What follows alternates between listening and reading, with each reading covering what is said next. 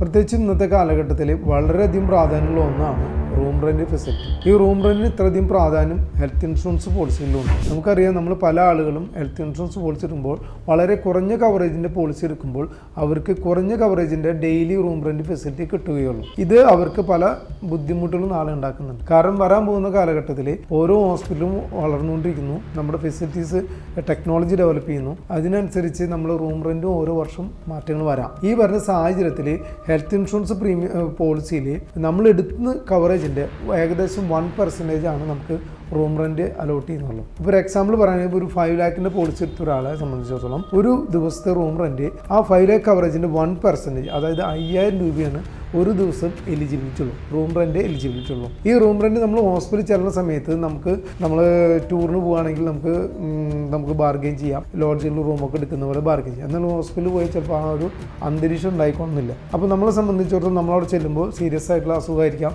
പെട്ടെന്ന് നമ്മൾ ഹോസ്പിറ്റലിൽ ചെല്ലുമ്പോൾ അവിടെ ചിലപ്പോൾ ഹൗസ്ഫുൾ ആയിരിക്കാം, വാർഡ് ഹൗസ്ഫുൾ ആവാം, ചിലപ്പോൾ റൂമുകൾ ഹൗസ്ഫുൾ ആവാം. അപ്പോൾ അവിടെ എലിജിബിലിറ്റി ചിലപ്പോൾ ഒരു 6000-7000 രൂപയുടെ റൂം റെൻറ്റ് ഉള്ള സൗകര്യമാണ് നമുക്ക് ചിലപ്പോൾ കിട്ടുന്നതെങ്കിൽ നമ്മൾ അവിടെ കിടക്കേണ്ടി വരും. അപ്പോൾ ഒരു 7000 രൂപയുടെ റൂമിൽ നമ്മൾ കിടക്കുകയാണെങ്കിൽ, ഒരു എക്സാമ്പിൾ പറയുകയാണെങ്കിൽ നമ്മളൊരു 5 ലക്ഷത്തിന് പോളിസി എടുത്ത ഒരാൾ 7000 രൂപയാണ് നമുക്ക് അവിടെ റൂം റെൻറ്റ് കട്ട് ചെയ്തിരുന്നെങ്കിൽ ആ റൂമിൽ നമ്മൾ കിടക്കുന്നു, ഒരു 10 ദിവസം കിടക്കേണ്ടി വന്നാൽ ഇദ്ദേഹത്തിന് എലിജിബിലിറ്റി 5000 ഉള്ളൂ, എന്നാൽ എക്സ്ട്രാ വരുന്ന 2000 ഇദ്ദേഹത്തിൻ്റെ കയ്യിൽ നിന്ന് കൊടുക്കേണ്ടി വരും. അതായത് ഒരു 10 ദിവസം കിടക്കുകയാണെങ്കിൽ 2000 വെച്ച് 10 ദിവസത്തേക്ക് എത്ര വരും? 20000 രൂപ വരും.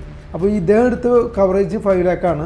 എന്നാൽ അദ്ദേഹത്തിന് ഒരു അഡ്മിഷൻ ടു ഡിസ്ചാർജിനുള്ളിൽ വരുന്ന ബില്ല് 1 lakh ആണെങ്കിൽ അദ്ദേഹത്തിന് കട്ടിങ് വരുന്നത് 2000 വെച്ച് 10 ദിവസത്തേക്ക് 20000 കട്ടിങ് വരുന്നു. ഈ 20000 കട്ടിങ് വരുമ്പോൾ പ്രൊപ്പോർഷനേറ്റ് ആയിട്ട് ഈ കട്ടിങ് കൂടാതെ മറ്റുള്ള മരുന്നിൻ്റെ ബില്ലുകളും സർജറി കോസ്റ്റിലും പ്രൊപ്പോർഷനായിട്ട് കട്ടിങ് വരും. അപ്പോൾ അതിൻ്റെ ഒരു കട്ടിങ് 20,000 വരെ നമുക്ക് പ്രതീക്ഷിക്കാം. അത് കൂടി വരുമ്പോൾ 1 ലക്ഷം രൂപയുടെ ബില്ല് വരുമ്പോൾ അദ്ദേഹത്തിന് ഒരു 40,000 അവിടേക്ക് വരെ കട്ടിങ് വരാം. അപ്പോൾ നമ്മളെ സംബന്ധിച്ചാലും റൂം റെൻറ്റ് എക്സീഡ് ചെയ്ത് പോയതിൻ്റെ അടിസ്ഥാനത്തിൽ നമുക്ക് വരുന്ന ഭവിഷ്യത്തുകൾ ഇതൊക്കെയാണ്. അപ്പോൾ നമ്മൾ പരമാവധി നമ്മൾ ഒരു 10 lakhിൻ്റെയോ 20 lakhിൻ്റെയോ ഒന്നും വലിയ വലിയ കവറേജുള്ള പോളിസികൾ നമുക്ക് കിട്ടാനുണ്ട്.